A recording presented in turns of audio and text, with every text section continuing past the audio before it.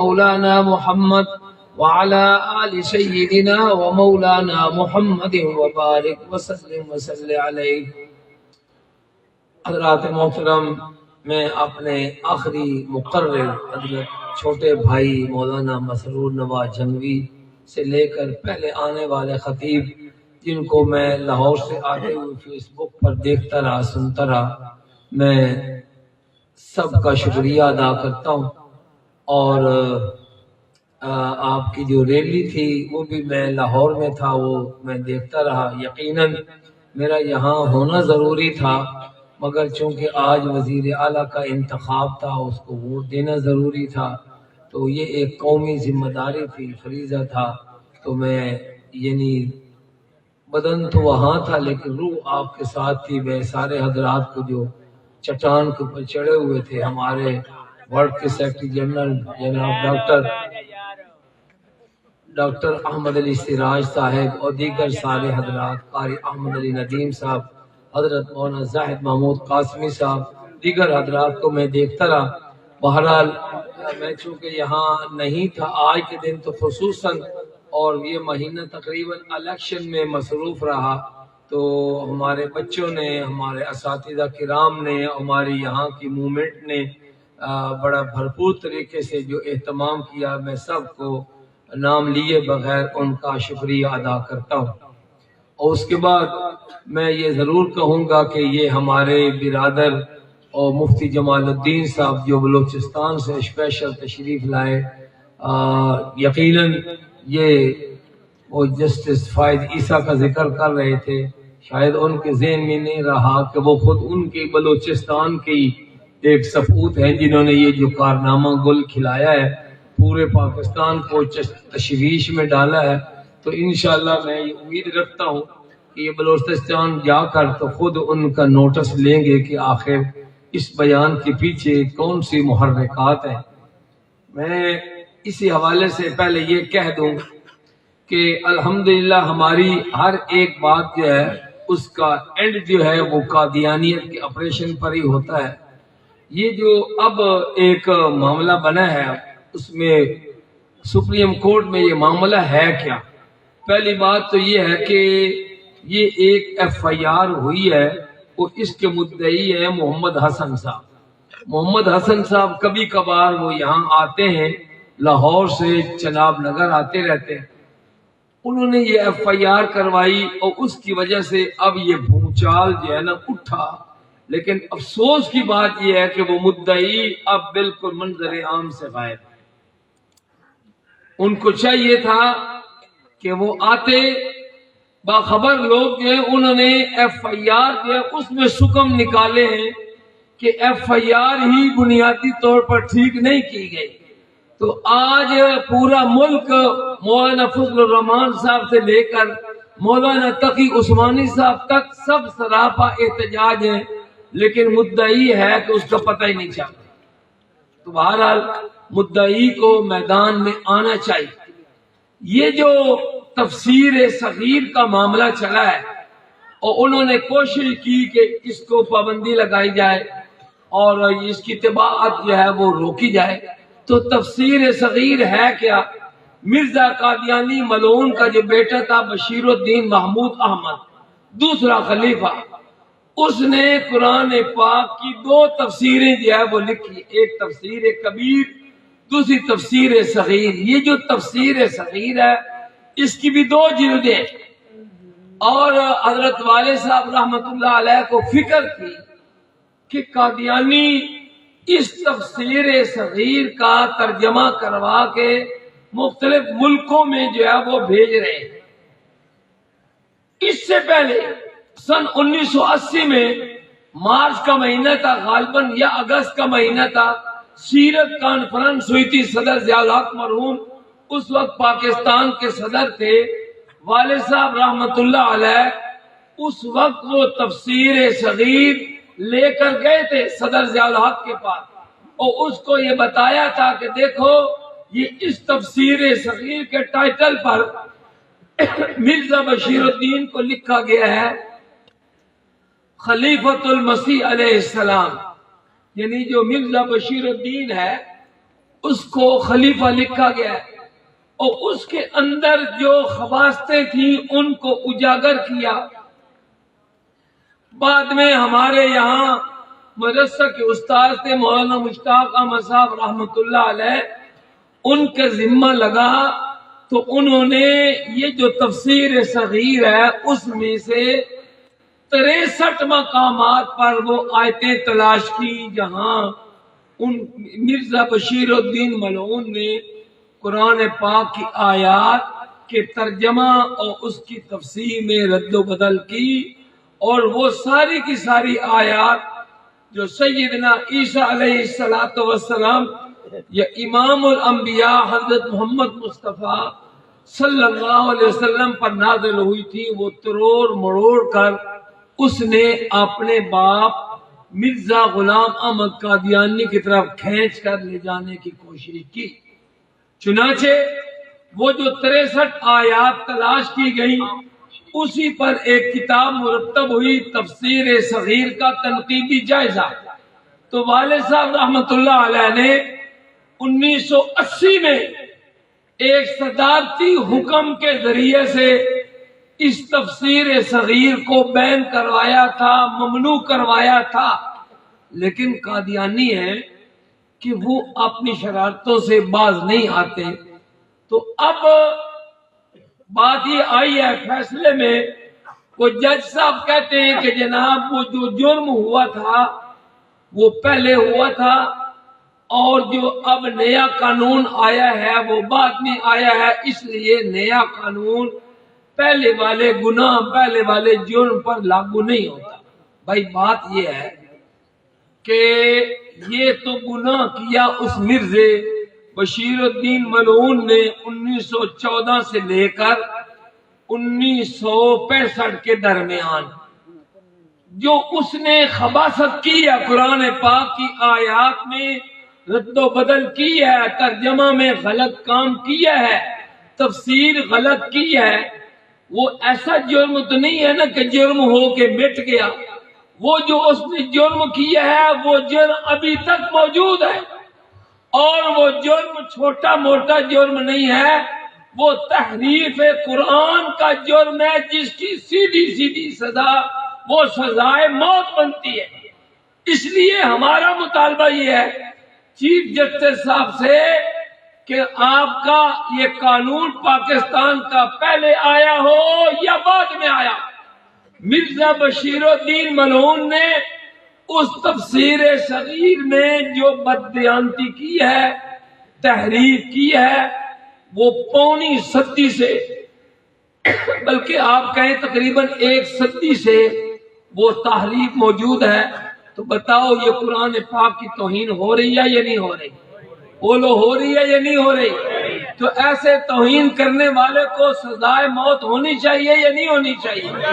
اور جو اب بھی وہ تفسیر چھاپ رہے ہیں، ہمارا مطالبہ ہے کہ ان کو بھی سزائے موت ہونی چاہیے۔ اس لیے اب جو یہ فیصلہ نظر ثانی کے لیے بھیجا گیا ہے، ہم امید کرتے ہیں کہ ایک فل بینچ اس پر بیٹھے گا اور اس کے سارے خد و خال جو ان کو دیکھا جائے گا۔ حضرات محترم، یہی خباستیں ہیں قادیانیوں کی۔ یہ آج کی دعوت مبالہ، یہ دعوت مبالہ دینے کی ضرورت کیوں آئی پیش؟ یہ قادیانیوں نے مرزا غلام احمد قادیانی نے گرداسپور کا جو ڈی سی تھا اس کے سامنے 1899 میں ایک عہد کیا کہ میں مولانا ثناء اللہ امرتسری یا اس کے کسی پیروکار کے ساتھ مباحثہ مناظرہ نہیں کروں گا۔ تو ایک معاہدہ طے ہو گیا، قادیانیوں کی خالص کشت جو ہے وہ کم پڑ گئی۔ اب مولانا چنیوٹی رحمت اللہ علیہ کو یہ قادیانیوں کو دعوت مبالہ دینے کی ضرورت کیوں پیش آئی؟ مسئلہ یہ ہوا کہ قادیانی جب ہندوستان چھوڑ کر 1947 میں جب پاکستان ہندوستان سے الگ ہو گیا تو یہ قادیان ہندوستان میں رہتے تھے، قادیان ایک قصبے کا گاؤں کا نام ہے، ضلع گرداسپور جو مشرقی پنجاب ہے۔ ہمارے شکر گڑھ ختم ہوتا ہے تو دریا کے پرلے کنارے پر بس وہی قادیان ہے۔ تو یہ قادیانی وہاں رہتے تھے۔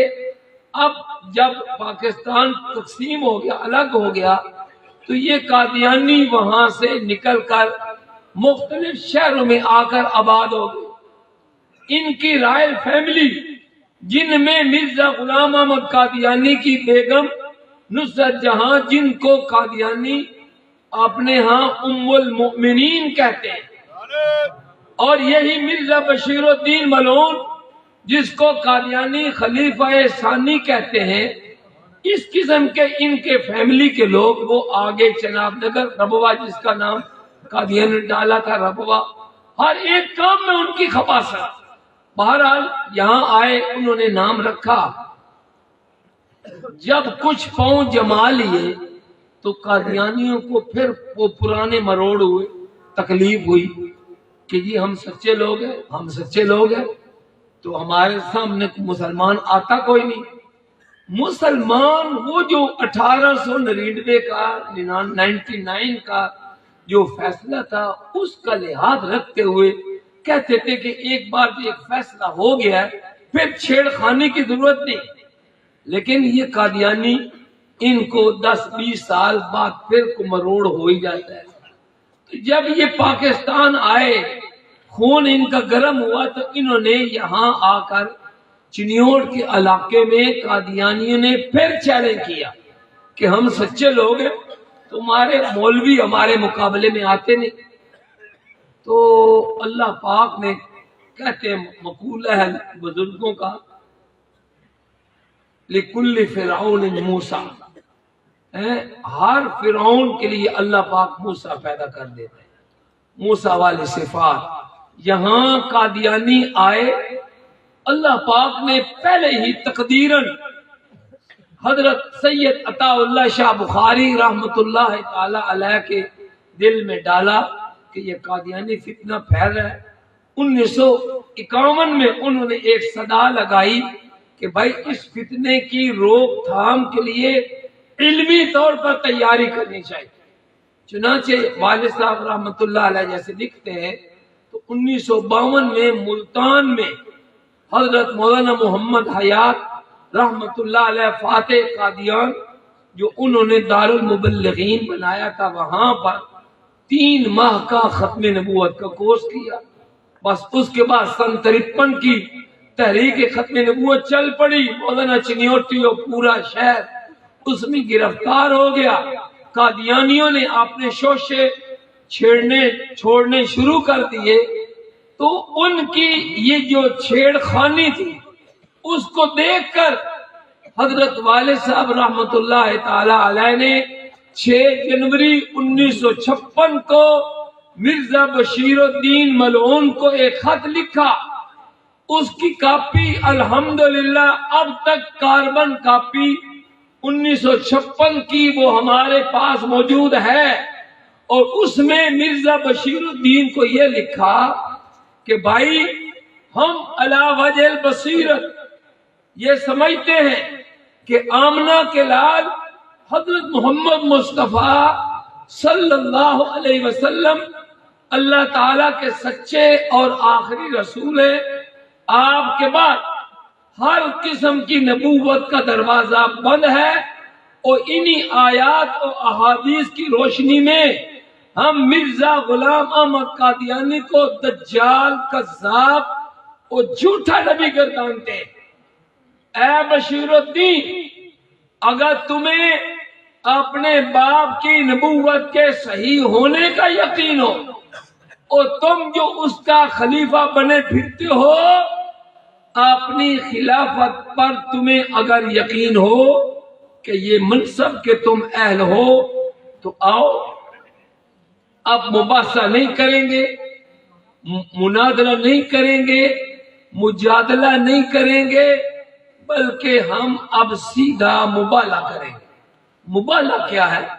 جو آیت میں نے آپ کے سامنے پڑھی، اس آیت میں اللہ پاک نے اس نجران کے عیسائی ان کے ساتھ مبالغہ کرنے کے لیے حضور علیہ الصلوۃ والسلام کو حکم دیا اور عیسائیوں کو چیلنج کیا گیا۔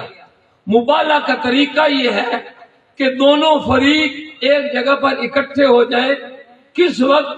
جب ایک معاملہ ہو حلال و حرام کا یا جائز ناجائز کا، دونوں فریق اپنے اپنے دلائل دیں، لیکن کوئی فریق اس پر مطمئن نہ ہو، خاموش نہ ہو، دلائل کی دنیا میں سارے دلائل ختم ہو جائیں، تو اس وقت یہ کہا جاتا ہے کہ اے اللہ، ہم نے ایک دوسرے کو سمجھانے کی پوری کوشش کی لیکن ہمارے دوسرے فریق کو سمجھ نہیں آئی، تو اے اللہ اب ہم آپ کے حضور رو کر گر گڑا کر دعا کرتے، مباہلہ رو کر گر گڑا کر دعا کرنا، کیا فنبتہل، ہم اللہ پاک سے ابتہال کریں گے، رو رو کر عاجزی کریں گے، دعا کریں گے، کیا اللہ سے عرض کریں گے نجعل لعنت اللہ علی الکاذبین، کہ ہم اللہ کی پھٹکار ڈالیں گے ان کے اوپر جو فریب جھوٹا ہو۔ یہ ہے مبالغہ کرنے کا طریقہ۔ تو والد صاحب رحمت اللہ علیہ نے اس کو خط لکھا کہ اب ہم مجادلہ نہیں کریں گے، مناظرہ نہیں کریں گے، بس اب دلائل ختم ہو چکے، اب ہم آ جاؤ میدان میں، ہم بھی آ جاتے ہیں، تم بھی آ جاؤ، اور اللہ کے حضور دعا کریں گے کہ اے اللہ جو جھوٹا ہے اس کے اوپر تو اپنی پھٹکار نازل کر دے۔ حضرات محترم اور میرے نوجوان ساتھیوں، یہ اس بات کو سمجھو کہ اس میدان مبالغہ میں آنے کے لیے کیا کہا گیا کہ خود آؤ، اپنے بچوں کو لے آؤ، اپنی بیویوں کو لے آؤ، خود اپنے آپ کو پیش کرو۔ اگرچہ علماء مفسرین نے لکھا ہے کہ بیوی بچوں کو پیش کرنا ضروری نہیں، لیکن اگر آ جائیں تو بہتر ہے۔ وہ اپنی بیوی کو، اپنے بچوں کو لا کر میدان میں کون پیش کرتا ہے؟ جس کو اپنے موقف کے صحیح ہونے کا 100% یقین ہو، جس کو تھوڑا سا بھی شک شبہ ہوگا وہ میدان میں نہیں آئے گا۔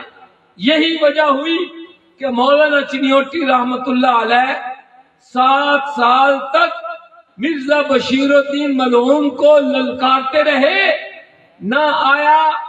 آخر وہ مقام مبالغہ جہاں آج آپ صبح گئے تھے دوپہر کو، وہ جو مزار ہے وہاں پر 2 پلوں کے درمیان ایک کہتے پرانے زمانے میں پن چکی تھی، دریا کے پانی سے چلتی تھی، اس چکی کے مقام پر وہ جگہ طے کی گئی کہ ایک پل قادیانی عبور کر کے آ جائیں گے، دوسرا پل مولانا چنیوٹی اور ان کے ساتھی پل عبور کر کے آ جائیں گے۔